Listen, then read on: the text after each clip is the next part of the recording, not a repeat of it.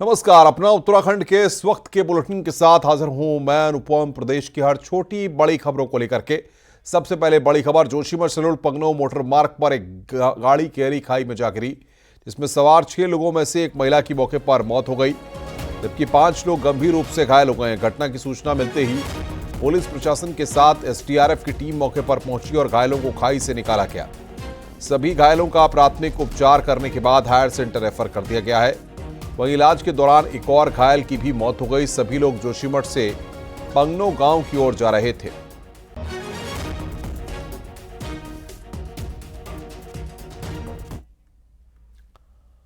मुख्यमंत्री पुष्कर सिंह धामी ने कतर की जेल से सुरक्षित देहरादून लौटे कैप्टन सौरभ वशिष्ठ से उनके घर जाकर मुलाकात की और उन्हें सम्मानित किया। सीएम धामी ने कहा कि सौरभ वशिष्ठ की वापसी हम सबके लिए बड़ी दिवाली जैसी है। उन्होंने इसके लिए प्रधानमंत्री का आभार जताते हुए कहा कि प्रधानमंत्री सिर्फ कहते ही नहीं बल्कि वे सच में पूरे देश को अपना परिवार समझते हैं।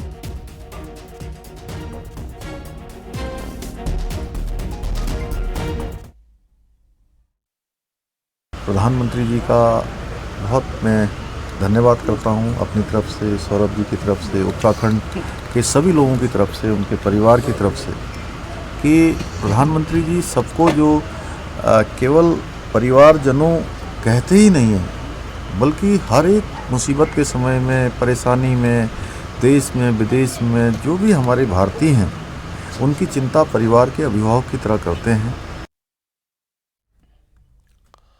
हल्द्वानी से खबर है, जहां पर वनफूलपुरा हिंसा के मास्टरमाइंड अब्दुल मलिक को भगोड़ा घोषित किया गया है।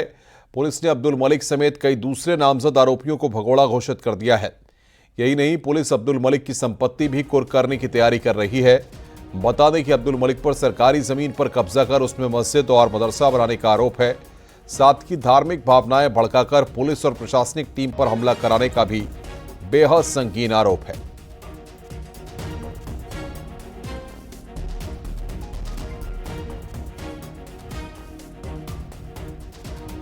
जो भी हमारे वांछित अपराधी हैं वो चूंकि अभी गिरफ्तार जो नहीं हुए हैं, उनके खिलाफ हम 83 की कार्रवाई के लिए इसमें मुख्य जो कि आप जानते हैं जो है मलिक है और अन्य लोग भी हैं इसमें। सर, 83 की कार्रवाई का मतलब क्या समझते हैं? 83 का मतलब कुर्की होता है, जो उसकी संपत्ति, जो उसकी मूवेबल संपत्ति होती है वो पुलिस जब्त कर लेती है। 8 फरवरी को हल्द्वानी के वनफूलपुरा में एक सरकारी जमीन पर बनी हुई अवैध मस्जिद और मदरसे को गिराने के दौरान जो हिंसा हुई थी, उसका मुख्य आरोपी अब्दुल मलिक अभी तक फरार चल रहा है। लेकिन इस बीच पूरे वनफूलपुरा इलाके में पिछले 7 दिनों से कर्फ्यू जारी है और पुलिस की टीमें उत्तर प्रदेश, हरियाणा और दिल्ली में दबिश दे रही हैं अब्दुल मलिक की तलाशी के लिए, उसकी धरपकड़ के लिए। लेकिन इस बीच पुलिस ने एक बड़ा काम किया है और यह है अब्दुल मलिक का नॉन अवेलेबल वारंट, साथ ही उसे भगोड़ा भी घोषित किया गया है। पुलिस की यही कोशिश है कि इस पूरे के पूरे घटनाक्रम का मुख्य आरोपी अब्दुल मलिक जल्द से जल्द सलाखों के पीछे पहुंच सके। शैलेंद्र नेगी, न्यूज़ 18, हल्द्वानी। हल्द्वानी में मलिक बगीचे के कब्जेदारों को हाईकोर्ट से आज भी कोई राहत नहीं मिली। हाईकोर्ट ने पूरे मामले की सुनवाई के लिए 6 हफ्तों के बाद की तारीख तय कर दी है। कोर्ट ने सरकार से कहा है कि वो 4 हफ्तों में अपना जवाब दाखिल करें। इसके बाद याचिकाकर्ता 2 हफ्तों के भीतर शपथ पत्र दाखिल करें। साकिया मलिक और नजाकत खान ने हाईकोर्ट में याचिका दाखिल कर नगर निगम के 30 जनवरी के आदेश को चुनौती दी है। याचिका में कहा गया है कि उनके पास की जमीन 1937 से है, इसको लीज पर दिया गया है, जबकि सरकार का कहना है कि जमीन सिर्फ 10 साल के लिए कृषि कार्य के लिए दी गई थी, लेकिन इसे अवैध रूप से बेच दिया गया।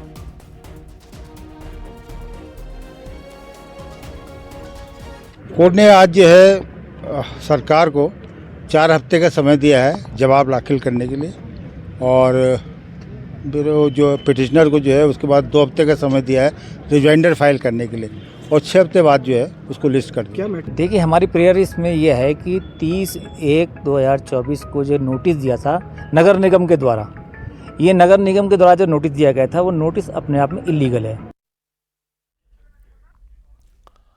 उत्तराखंड की पुष्कर सिंह धामी कैबिनेट अयोध्या जाकर भगवान रामलला के दर्शन करेगी।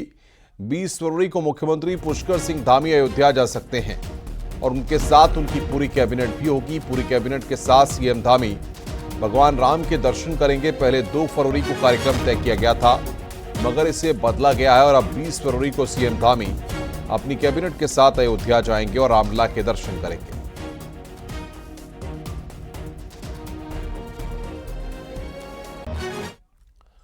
देहरादून में आज पुष्कर सिंह धामी कैबिनेट की बैठक हुई, जिसमें 14 फैसलों पर मोहर लगी है।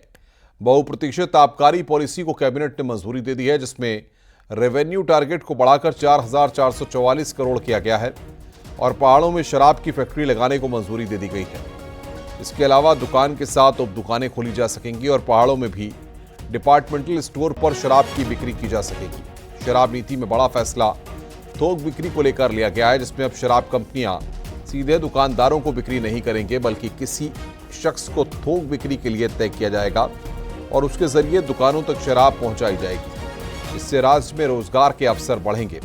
इसके अलावा विधानसभा का बजट सेशन देहरादून में ही आयोजित कराने का फैसला लिया गया है।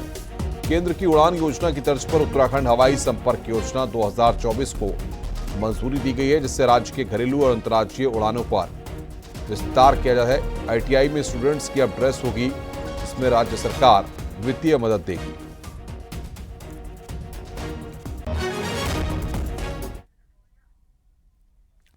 गैरसैंण में इस बार विधानसभा सत्र नहीं होगा। उत्तराखंड राज्य को लेकर जब आंदोलन हुआ तो राज्य के साथ साथ गैरसैंण राजधानी की मांग थी।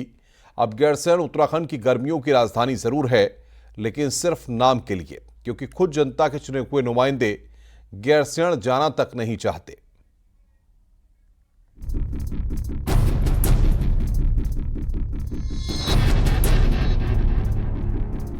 इसी महीने उत्तराखंड का बजट सेशन होना है, लेकिन वो गैरसैंण में ना हो, इस बात को लेकर कई विधायकों ने स्पीकर रितु खंडूरी को चिट्ठी लिखी, जबकि इससे पहले ही हर बजट सेशन गैरसैंण में ही करवाने का संकल्प भी विधानसभा में ही पास हो चुका है।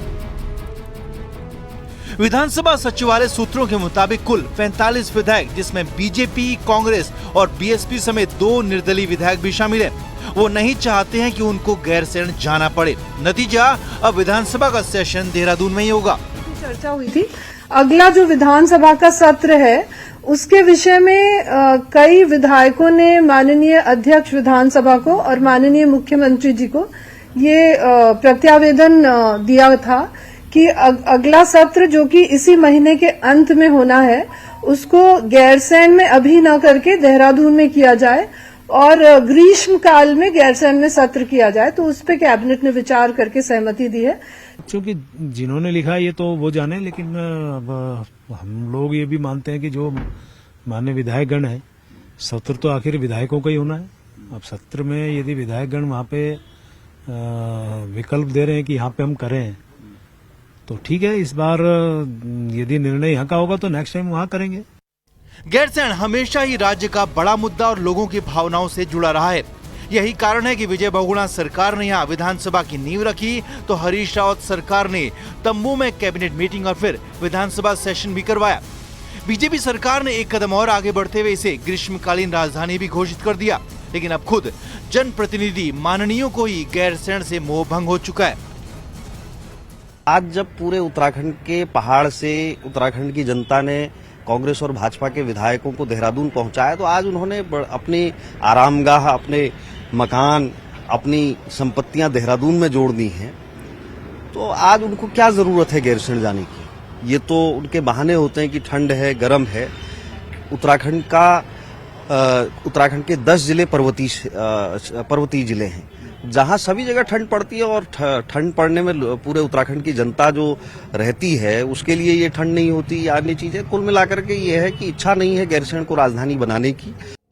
गैरसैंण में विधानसभा भवन से लेकर विधायक आवास बनाने में करीब 500 करोड़ से ज्यादा खर्च हो चुका है, लेकिन गैरसैंण की ऊंचाई माननीयों को बिल्कुल भी रास नहीं आ रही।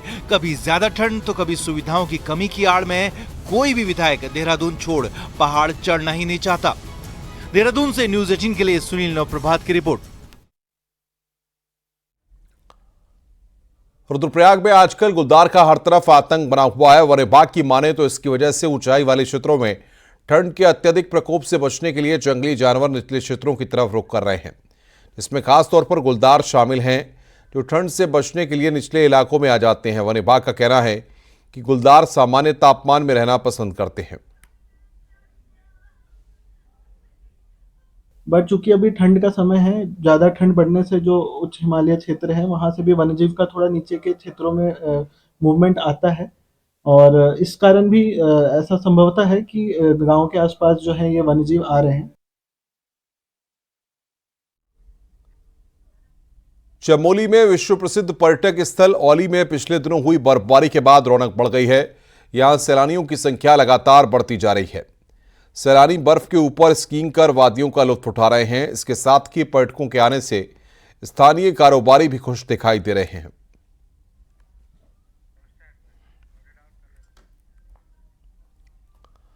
उत्तरकाशी में बर्फबारी के बाद केदारकांठा ट्रैक पर्यटकों से गुलजार हो गया है। वहीं ट्रैकर इस ट्रैक पर झूमते हुए नजर आ रहे हैं।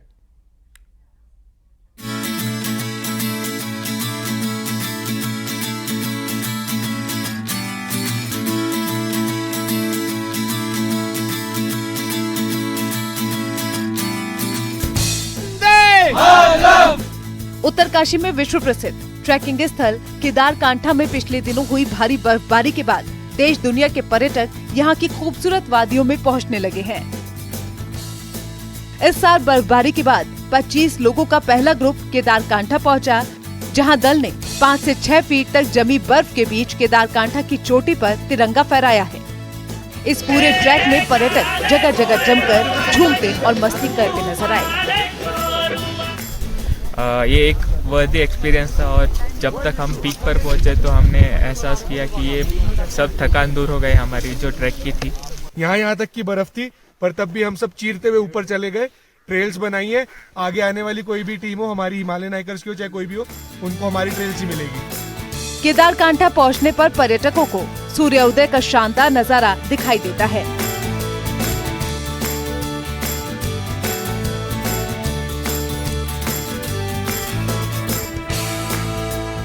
इसके अलावा स्वर्गारोहिणी, बंदरपुंज, व्हाइट माउंटेन, कालानाग, गरुड़ गंगा और गंगोत्री रेंज की चोटियों का भी दीदार यहां से होता है।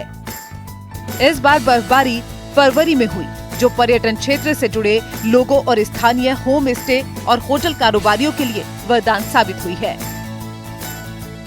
का सबसे जो मेन है सूर्य उदय, उसका भव्य और दिव्य हमारे सभी पर्यटकों ने दर्शन किया है। और जो केदारकांठा है ये सांकरी बेस कैंप से शुरू होता है। पहला इसका पड़ाव जूड़ा का लेक है और दूसरा इसका पड़ाव ताल खेतरा है जो बेस कैंप है। और तीसरे दिन सुबह 2 बजे वहां से पर्यटक लोग चलते हैं और केदारकंठ पहुंचते हैं, यहाँ पर बाबा के दर्शन करते हैं। केदारकांठा उत्तरकाशी जिला मुख्यालय से 220 किलोमीटर दूर है। वहीं इस पर्यटक स्थल पर पिछले कुछ सालों से लगातार पर्यटक बढ़ते ही जा रहे हैं, जहां पर्यटकों का पारंपरिक तरीके से स्वागत किया जा रहा है। न्यूज़ 18 के लिए उत्तरकाशी से बलबीर परमार की रिपोर्ट। उसी में बना दे। जनजातीय क्षेत्र के छात्रों को अच्छी शिक्षा देने के लिए उत्तराखंड का पहला एकलव्य मॉडल विद्यालय जौनसार बावर के प्रवेश द्वार कालसी में खोला गया था।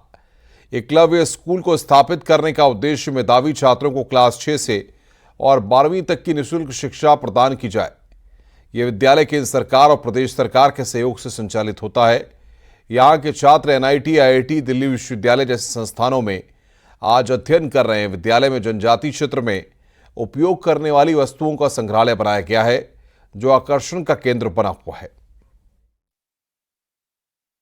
ट्राइबल म्यूजियम हमारे विद्यालय का एक इनोवेटिव एक्सपेरिमेंट है जो बहुत ही सफल रहा। इसको मैं जीरो इन्वेस्टमेंट प्रोजेक्ट कहती हूँ।